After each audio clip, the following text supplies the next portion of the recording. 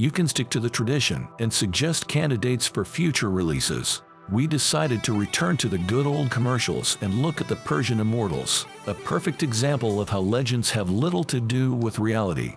Mr. Surtur as Moon was the commander of a detachment of immortals who served in the power of the Achaemenids, also known as Persia, in the 12th century BC. Soon he will participate in the famous Battle of Marathon, which has become one of the main events of the Greco-Persian Wars. These wars began around the 5th century BC, when the scattered city-states of Greece and small tracts of land already divided among them could be seen on the map. Compared to the sheer size of Persia, these cities seemed tiny. The history of Surtur begins here, and it was this situation that led to the formation of a detachment of immortals. Surtur Aslan, a native Persian, a descendant of the first Iranian-speaking settlers who came to Iran through the Caucasus or Asia, or rather, in the 2nd millennium BC. Over time, the scattered Persian tribes united and began to influence the region. This domination under the Achaemenid dynasty led to the emergence of a real state empire. The conquests of Cyrus the Great, Darius, and other Achaemenids created the so-called First Persian Empire, which in the middle of the 1st millennium BC stretched from Greece to India. The population of this empire, according to various sources, could be up to 50 million people, which, it is worth noting, is approximately half the population of the entire planet at that time. In this context, two key questions arise: how to ensure control over vast territories with a diverse population, and how exactly were these territories conquered? The answer to the first question is relatively simple. The rulers of the Achaemenid Empire did not seek to radically change the way of life of the inhabitants of the conquered provinces. They allowed the use of their language, the worship of their gods, and the performance of rituals. This, in turn, became the basis for answering the second question. Almost nothing changed for ordinary people, except for the obligation to pay tribute. Those who wished to join the Persian army as mercenaries received sufficient pay. Moreover, the tribute collected from the provinces was used to maintain these armies. This meant that the army had flexibility both economically and militarily. The Parthians provided the Persians with archers on horseback, the Arabs with warriors on camels, and even Greek mercenaries periodically served in the armies of the Achaemenids. Thus, the state was adaptive and flexible in terms of economy and military operations. However, the variety of territories also presented a challenge for rulers, namely which resources and troops could be trusted in the event of rebellions. To solve this problem, a detachment of immortals was created, an elite guard that ensured stability and loyalty to power in case of need.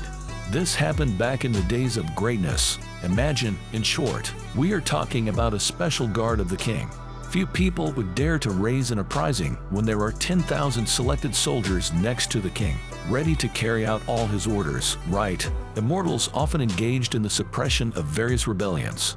However, at the same time, this detachment also participated in foreign campaigns.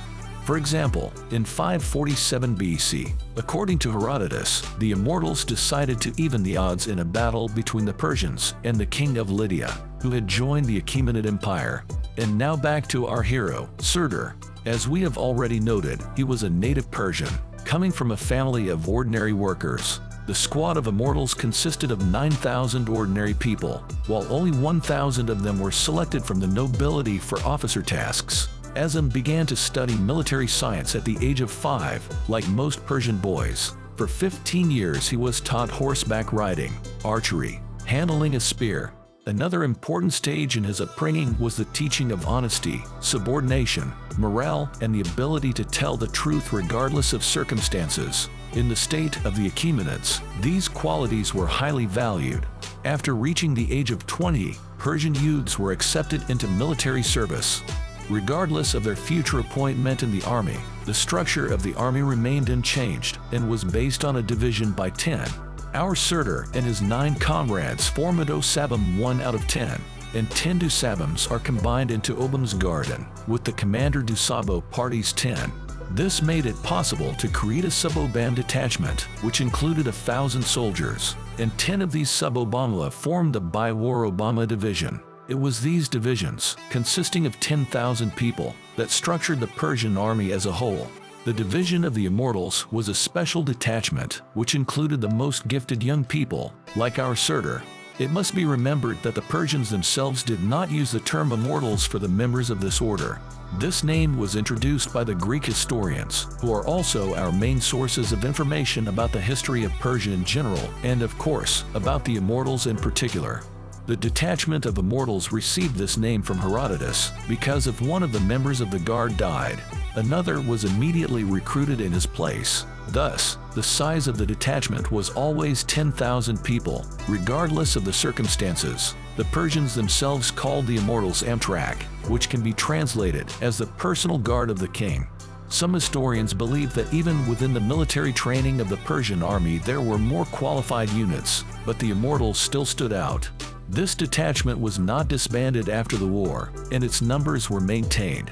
One of the Khazars, Obama, consisted of 1,000 members of the nobility and served as the protection of the king.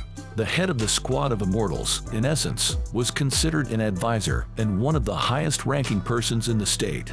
The senior officer of the Immortals gave permission to approach the king, dealt with security issues, and advised the monarch in military matters. Needless to say, due to such a special status, the ordinary members of the Immortals felt superior to the soldiers of the ordinary army. This was manifested, for example, in their equipment. Perhaps she was not as impressive as in the movie 300 Spartans, but still our Surtur wore the best that was in the Achaemenid state. According to Herodotus, the armor of the Immortals resembled metal chainmail with plates that looked like fish scales. To collect the fee, willow twigs were used, passed through a piece of leather. When the skin dried, it hardened and gave the rods the shape of a shield. The Osman had a felt cap on his head and traditional Persian trousers on his feet. The main weapon of the Immortals was a spear, with tips covered in gold for members of the squad from the nobility and silver for the remaining 9,000. Also chosen by the 1,000, the spears were decorated with golden apples, which emphasized the high status of the detachment. In addition to spearmen, the Immortals also included archers armed with bows capable of shooting at a distance of up to 300 meters. Almost all members of the detachment wore small daggers on their right hips. However, the real detail that distinguished our Surtur from the mass of troops was the clothes that the Immortals wore over the armor. These chittons were distinguished by special sophistication. According to the Greek historian Xenophon, Immortals paid great attention to their appearance. The sleeves of their shirts were adorned with precious stones, and their shoes sparkled with bright yellow, symbolizing royalty. The heads of animals were decorated on the hilts of daggers. The Immortals themselves looked bright and attractive. Also, according to Xenophon, the main color of their clothes was red, and the tailoring was free, so as not to interfere in battle. Unlike the grim, masked Immortals in 300, there was little in common here. Our Surtur and his comrades were more like fashionable peacocks. Combined with their physical strength, this created a significant psychological effect. Herodotus noted that only the Ethiopians managed to fight back at the Battle of Marathon, hitting the center of the battle. Until that moment, the inhabitants of the conquered peoples experienced fear at the sight of the Immortals. And of course, our Asmal can be proud of the fact that the regiment of Immortals was always accompanied by individual servants and a whole caravan of women, who of course also moved separately from the rest of the troops. Unfortunately, in the events of the present time, neither Surtur, nor the Immortals, nor the Persians can count on such advantages. In the Battle of Marathon, the Greeks won a landslide victory. The prerequisites for this have already been partially touched upon in the description of our Osman's clothes. How can his leather shield compare with the brass and bronze shields of the Greek hoplites? And the small spear of our Surtur will break, while the Greek colossus penetrated the leather shields with lightning speed. If we consider the difference in equipment between the Immortals and the Greek elite troops, then it is undeniable. However, in fairness, it should be noted that many of the data on the battles of the Immortals, including the Battle of Marathon, come from Greek historical sources of antiquity. These historians are known to be prone to exaggeration, describing, for example, how even simple Greek builders could defeat the huge Persian army. In fact, at the Battle of Marathon, the Greeks managed to defeat the Persians, but the number of soldiers was not as significant as is sometimes claimed. Some ancient sources say that 10,000 Greeks defeated 150,000 Persians. However, the reality was more complicated. In fact, about 11,000 Athenians and a little more than 20,000 Persians participated in the battle. A key factor in the victory was the bold tactics of the Athenians, who did not let the Persians catch their breath and instantly rushed to the attack, minimizing the harm done to the Persian archers. In addition, the hoplites demonstrated their skills in tactics, formation, and the art of war. The Immortals, according to Herodotus, showed a shameful flight from the battlefield. 10 years later, faced with the Spartans, they were again defeated. Thus, despite some exaggerations and errors in the descriptions of Greek historians, the Immortals in history still remain one of the combat-ready units of their time. In addition to all that has been said, it should be remembered that thanks to the Immortals, the Persian kings for a long time kept a significant part of the world in subjection.